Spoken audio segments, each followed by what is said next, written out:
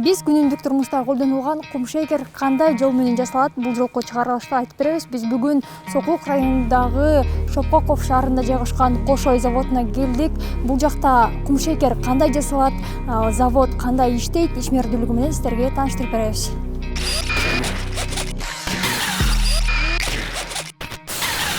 Кум шекерди даярдоо үчүн алгачкы ушул жерден башталат. Өзүңүздөр көргөндөй, бул жакка кант кызылчалары, жүк ташуучу унаалар менен төгүлөт. Мындан нары кум шекерди даярдоо үчүн кант кызылчалары атайын жөнөтүлөт.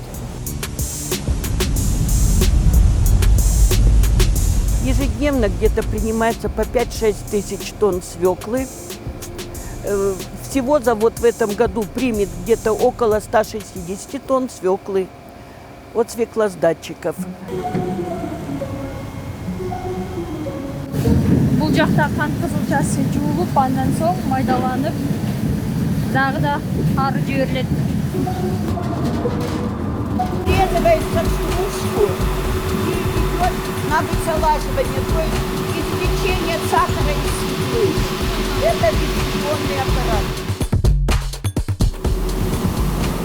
Жуулуп тазаланган кант кызылчасы ушундай болуп тууралып жөнөтүлөт. Это станция компьютерная, где видно весь технологический режим по всем станциям. Песок постепенно проходит по всем котлам. Холодная дефекация, горячая дефекация, первая, вторая сатурация.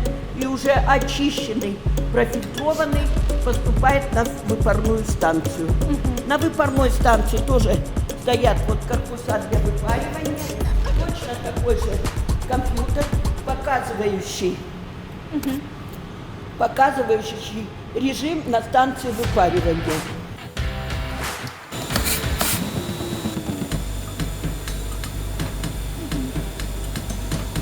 В аппарат входит 40 тонн.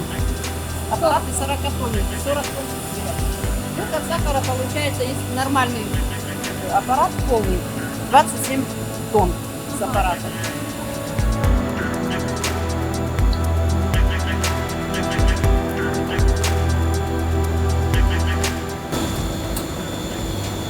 Видите, он уже какой крупный. Уже кристалл готовый, уже к спуску. Это уже белый сахар. Готов.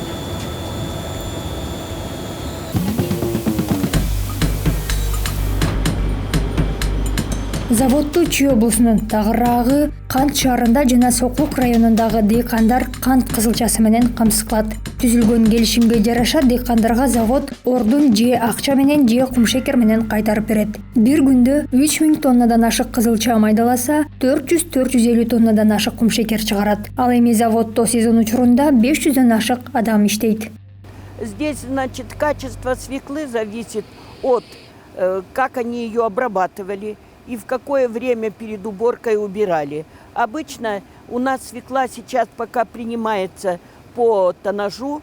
На следующий год мы будем принимать по сахаристости. Вот здесь фермерам уже немножко придется поработать над тем, чтобы свекла имела большую сахаристость.